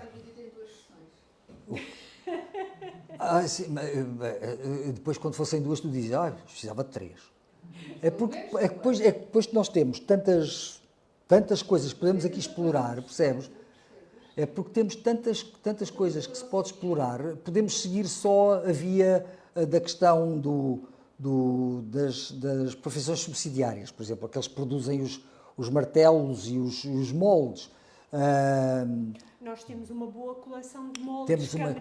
A Câmara de Lisboa tem uma excelente coleção de moldes, que felizmente, finalmente, graças ao trabalho levado a cabo pela Unidade de Intervenção Territorial do Centro Histórico, está devidamente identificado, tratado e exposto em condições com dignidade. Já não é um mero depósito, já é um armazém, já ganhou um estatutozinho um bocadinho melhor. O que nós gostaríamos mesmo era que aquilo se transformasse numa coisa que achamos que é absolutamente fundamental, que é criarmos um centro interpretativo da calçada portuguesa. Porque assim, não só criávamos um espaço que teria uma função também em parte museológica, porque os moldes são objetos bonitos de se ver, etc. As fotografias são extraordinárias e temos fotografias desde finais do século XIX até à atualidade. O Luís Pavão, por exemplo, a Lisboa, fez um levantamento enorme, embora ainda não total, Mas, muitos Mas ele reformou-se. Mas ele reformou-se, no azar, mas é muito substancial, portanto é um levantamento que é fundamental, porque a ideia é que, cá está, à semelhança do que nós preconizamos com esta história da integração do inventário nacional e ter que haver esta renovação de X em X anos, de 10 em 10 anos, também isto deveria ser feito em relação à calçada. Os levantamentos fotográficos da calçada, da cidade, deviam ser feitos de 10 em 10 anos. E quem diz a calçada diz a arquitetura e diz tudo isso. Ou seja, deve-se... Eu, quando estava no Museu de Lisboa, eu pedi para o querido amigo Zé Manuel Costa Alves fazer o levantamento fotográfico da frente ribeirinha da cidade, mas a minha ideia era, quando pedi aquele trabalho, que era para integrar uma exposição, 10 anos depois voltasse a ser refeito. Isto é, para vermos como é que a frente ribeirinha da cidade mudou ao longo destes 10 anos. E depois, daqui a 20, então teríamos sempre uma imagem que nos permitia visualizar todas estas transformações, umas mais subtis, outras mais intrusivas, na paisagem urbana. E o mesmo se passaria com esta questão da calçada, porque na verdade, como nós no passado não temos consciência de que existiram milhentas calçadas que entretanto desapareceram. Felizmente ainda vão aparecendo algumas fotografias, mas são muito residuais. E às vezes não temos a leitura do todo, isto é, temos consciência de que ali existiu uma calçada, mas, e até é decorativa, até parece ser interessante, até parece ser bonita, mas não temos a certeza absoluta de como é que era. Aqui há uns meses, o Gabinete de Estudos Oliciponenses estava a tratar o fundo antigo das fotografias aqui do edifício e a minha colega que está com esse projeto, a doutora Elizabeth Gama, vem com uma fotografia extraordinária que eu mandei automaticamente ao António, de uma das antigas donas desta casa onde estamos, que estava encostada aqui à janela, pela parte de fora, tinha estado a jogar badminton, por isso ela estava com o seu fato de badminton de finais do século XIX, princípios do século XX,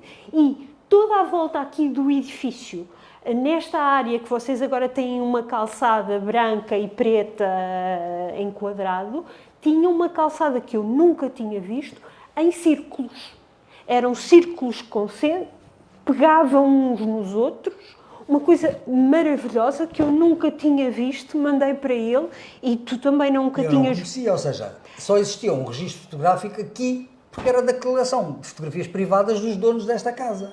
Portanto, nós de vez em quando ainda vamos descobrindo estas coisas por mero acaso. E é um padrão que não conheço. Há parecidos, mas não é igual. Não conheço mais nada parecido com este padrão. Uma fotografia maravilhosa com esse desenho. Há muitos padrões que desapareceram e nós nem sequer temos muita consciência de exatamente como é que eram. Porque, como vos digo, alguns registros fotográficos limitam-se assim. Timidamente vemos ali um cantinho da fotografia, percebemos que tinha calçada, mas não percebemos exatamente qual o padrão que lá estava. E é uma pena, porque por isso é que o registro fotográfico é uma coisa tão absolutamente importante. Porque, na verdade, a nossa memória é muito curta, vocês não têm uma ideia como é curta. Eu às vezes quero me lembrar de determinados territórios que eu conheci antes e de repente eles foram de tal maneira transformados e acreditam que eu não consigo lembrar-me. Ou seja, tenho uma imagem muito difusa de como é que era anteriormente. E, de facto, a questão do registro fotográfico é fundamental, isto é, nas zonas, então, que estão mais sujeitas à pressão imobiliária e a outros interesses, era conveniente que, sistematicamente, a instituição fizesse o registro dessas áreas, de modo a garantir para a memória futura a lembrança de como é que era aquele território até à data X. Estão a ver? Eu, seguindo esta ideia do António, na próxima quinta-feira vai ser inaugurada uma exposição na Casa Roque Gameiro, na Amadora, que o Gabinete de Estudos Oliciponenses colaborou. E a ideia dos colegas da Amadora foi muito interessante, que foi pegar nas gravuras do Roque Gameiro, por isso todas aquela série de gravuras, cerca de 100 gravuras que o Roque Gameiro fez de Lisboa. Pedimos apoio ao arquivo fotográfico da Câmara para tentar encontrar fotografias, estabelecer um paralelo, e depois um dos nossos jovens fotógrafos, ele ainda não se considera fotógrafo, diz que ainda tem muito que aprender, mas que está a aprender, voltou ao mesmo sítio e fazer o mesmo ângulo que o Roque Gameiro no princípio do século XX fez. Há coisas que descobrir as diferenças, há um caixilho que mudou, uma coisa... Depois há outras que vocês ficam a olhar e dizem, mas desculpa lá, tu enganaste, porque isto não é o mesmo sítio. Claro, não encaixa. Porque aquilo, de repente, dos sítios mais extraordinários algumas zonas de Alfama que eu tive que pedir ajuda ao Rui Matos, porque demoliram metade da rua, por isso vocês têm uma fachada, que a fachada está lá, que é a fachada que o Roque Gameiro desenhou, e depois o outro lado da rua foi todo demolido para alargar a rua e vocês não conseguem encontrar. Se tiverem um tempinho e quiserem ir à Casa Roque Gameiro na Amadora, recomendo a exposição. Inaugura na quinta-feira, mas que vale a pena porque é muito engraçado ver isto que tu estás a falar em 3 momentos, nos desenhos do Roque Gameiro, nas fotografias do arquivo e nas fotografias atuais. Eu não sei se temos alguma pergunta online. Tenho 2. Portanto, a Sílvia Assis diz que, pelo que percebeu, a calçada será inspirada nos mosaicos romanos, é isso? Os desenhos, sim, isto é. Na verdade, o que se vai fazer é uma calçada com características de fabrico à romana, isto é, com as tais camadas, como se viu na estrada romana, que nós vamos reproduzir de alguma maneira, em que, ao diminuirmos a escala da granometria do que está por baixo, mas quando chegamos à superfície, estamos a falar da via pública, e, portanto, não se podia fazer uma calçada com as tecelas romanas, que são coisinhas pequeníssimas, não é? E que nem sequer tinham profundidade, quer dizer, estamos a falar de uma coisa para ser percorrida e calcorreada por milhares de pessoas, milhões de pessoas ao fim de X anos.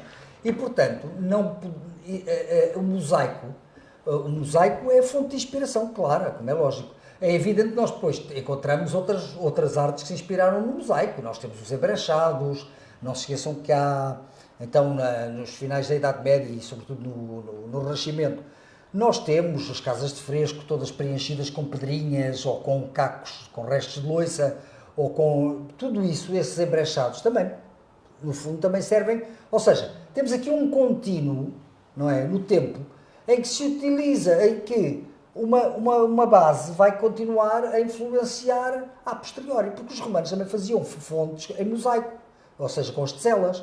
Então, só que depois isto vai mudando gradualmente ao longo do tempo. E quando chega à calçada portuguesa, é evidente que a sua inspiração é aquela, não é? Portanto, a sua inspiração última. Mais aqui uma questão. A Sofia Lobão Guide diz obrigada pela excelente comunicação. 2 questões que gostaria de que desenvolvesse. Na Praça de São Paulo, em Lisboa, as pedras têm um talho diferente, sendo algumas seixos rolados. Não. Também será do século XIX? Não. Na Praça de São Paulo não há seixo rolado. Há calçada à portuguesa, isto é, calçada com pedras irregulares, isto é, os tais desperdícios de pequena dimensão das pedreiras, de basalto e calcário. E felizmente essa calçada é uma das mais antigas em Lisboa, in situ, que não sofreu qualquer intervenção. Portanto, para além do pequeno segmento que vos falei na entrada do Castelo de São Jorge, a mais antiga, assim, numa praça, é a de São Paulo.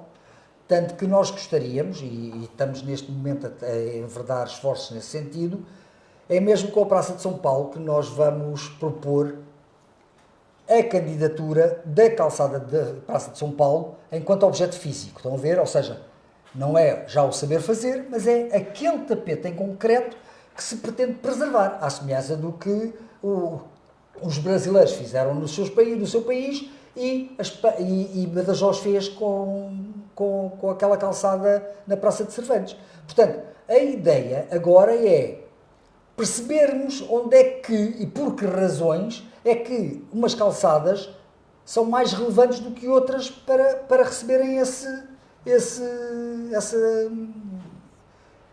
estatuto, não é? Porque, na verdade, é classificá-las como objeto de interesse patrimonial. Agora vocês dir-me-ão, pois, mas e se desaparecerem todos os calceteiros? Pois é, uma grande chatice. Porque se desaparecerem todos os calceteiros, o que é que vai acontecer? Não sei se vocês já tiveram a oportunidade de visitar algum sítio arqueológico romano, onde nós temos um mosaico extraordinário romano, um mosaico de celas extraordinário, e depois vemos no século IV e no século V o remendo. Pois é. É porque, entretanto, como tinham desaparecido os mestres que faziam os mosaicos das teselas romanas, porque a civilização é uma coisa muito tenue, isto é nada. Qualquer coisinha quebra esta tenue mancha que nos separa da barbárie. E nós estamos sempre convencidos que as coisas são eternas. Como diria já agora um brasileiro, o Vinícius de Moraes, tal como o amor. Qualquer coisa destas é eterno enquanto dure, não é? Ou seja, se nós soubermos respeitar, ir preservando, não se esqueçam que nós somos um país que padece um mal muito grande. Nós não lidamos bem com a palavra conservação ou recuperação. Nós às vezes fazemos obras extraordinariamente fantásticas.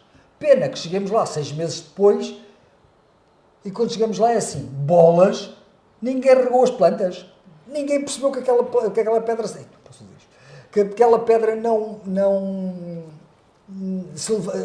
saiu do sítio. É evidente que se não houver equipas de manutenção a cuidar das coisas, acabou. E estas calçadas antigas, como foram muito bem feitas de origem, elas não se desagregam, como uma calçada de hoje em dia, que vocês veem uma calçada acabada de fazer, experimentem passar na Avenida da República. Aquilo que lá está é uma vergonha. Nem a ligação entre os elementos que são as barcas de Lisboa, com a calçada branca, que depois cose, e o zigue-zague, que são ondas também. Portanto, tanto o zigue-zague como as formas onduladas representam sempre a mesma coisa, isto é, água, mar. Porque, na verdade, é uma coisa que a nós nos diz tudo. E é a água que aquilo representa, como é lógico, é a água a correr.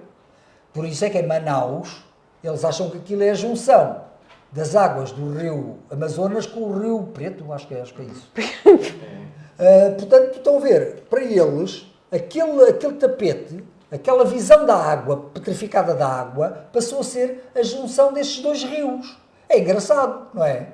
Mas, na verdade, é o motivo que é levado de Portugal, mar largo, é referido por Camões nos Lusíadas, mar largo, porque o mar não tem que forçar, aqui poderá ter a ver com os descobrimentos, como é evidente, mas não é porque nós fazemos qualquer coisa que representa a água que tenha obrigatoriamente a ver com os descobrimentos. Não. Até porque Lisboa, cujo símbolo é uma nau, é uma embarcação, que ao longo dos tempos foi sendo alterada de barca em características sem desenhos definidos, a chegarmos a caravelas, a galeões, etc., nós hoje em dia encontramos isso como símbolo de Lisboa em vários sítios, inclusive em calçada. Mas não quer dizer que essa calçada tenha a ver com os descobrimentos, porque o que temos sempre é o símbolo da cidade, isto é, um barco acompanhado por 2 corvos. Pronto. Não podemos ver, obrigatoriamente em todos eles, os descobrimentos, porque não é. Tem a ver com esta nossa relação com o mar. Porque até na vinda das relíquias do São Vicente, do promontório sagrado de Sagres, para cá, mandado vindo pelo Dom Afonso Henriques, por mar, que como a lenda, como todos sabem, a lenda diz que essa embarcação que foi buscar as ossadas, veio sozinha, acompanhada por 2 corvos, e tornou-se um símbolo da cidade. Portanto, nós não podemos querer ver forçosamente a expansão, descobrimentos. Estão a ver? É evidente que a partir dos anos 30, aí sim, motivos de mar muitas vezes já são associados aos descobrimentos. Então vocês vão à Praça do Império e tudo tem a ver com os descobrimentos, como é lógico. Mas não é só uma questão cronológica, é uma questão de enquadramento do próprio espaço, não é? Ou seja, todo aquele espaço encenado foi encenado em função, com uma determinada função, para ter uma determinada leitura política. Portanto, isso está lá, é lógico. Portanto, temos ali a presença dos descobrimentos. Mas não é tudo forçosamente descobrimentos. Somos ao monumento ao Álvares Cabral, ao pé do Jardim da Estrela, na Avenida Homónima. O monumento também tem caravelas, golfinhos, estrelas. Sim. Aí vocês podem dizer, ok, mas aqui tem a ver com os descobrimentos. Pois tem. Mas quando entramos dentro do Jardim da Estrela, este mesmo tema de mar, de golfinhos por acaso acho que não há, de naus e não sei o quê, já não tem nada a ver com os descobrimentos, voltámos a ter a ver com a cidade. Portanto, estão a ver? O símbolo da cidade. O símbolo da cidade. Portanto, há isto a ter em consideração. E pronto, não sei. Se não tivermos... Já agora, desculpa, é só para esclarecer esta, porque não, de facto São Paulo não tem calhau rolado, algumas pedras, como eram irregulares, ganharam um aspecto mais arredondado, mas na verdade não, é feita com a técnica mais antiga, é uma calçada mosaico, calçada à portuguesa, portanto com as pedras irregulares. Porque havia muita calçada também feita com seixos rolados na cidade. E alguma feita já no século XIX e até nos princípios do XX. Aliás, na Madeira, a Madeira, que chamam o empedrado madeirense, o empedrado madeirense é uma chatice, porque é feito com seixos rolados. Mas os de Granada chamam-lhe empedrado granadino. Só que também não foram nem os madeirenses, nem os granadinos que inventaram a calçada com os seixos rolados, porque isso já vem desde a antiguidade. Os gregos, no célebre mosaico de Pella, não sei quantos antes de Cristo, é feito com seixo rolado, percebem? Ou seja, tudo vai à antiguidade, tudo remonta à antiguidade. Depois foi sendo reinterpretado, refeito, readaptado, etc. E foi ganhando depois características regionais, mas tudo tem uma gênese e vai sempre tudo beber à mesma antiguidade. Na verdade, e só no século XX é que nós rompemos esse critério, porque passámos a fazer arquiteturas que deixaram de ter a ver com a antiguidade também, não é? Com a antiguidade europeia, porque passámos a absorver influências de tudo quanto era arquitetura por esse mundo fora. E, portanto, casas cubistas existiam num panorama mediterrâneo, mas, na verdade, eram arquitetura vernacular, porque a arquitetura erudita usava a linguagem clássica. Ok, eu agora convido-te sim, a próxima vez. Muitíssimo obrigada a todos. Para a semana temos o professor Rui Carita a falar sobre os italianos na Madeira. Muitíssimo obrigada por estarem connosco. Obrigada, António. Obrigado, eu. Espero que tenham gostado.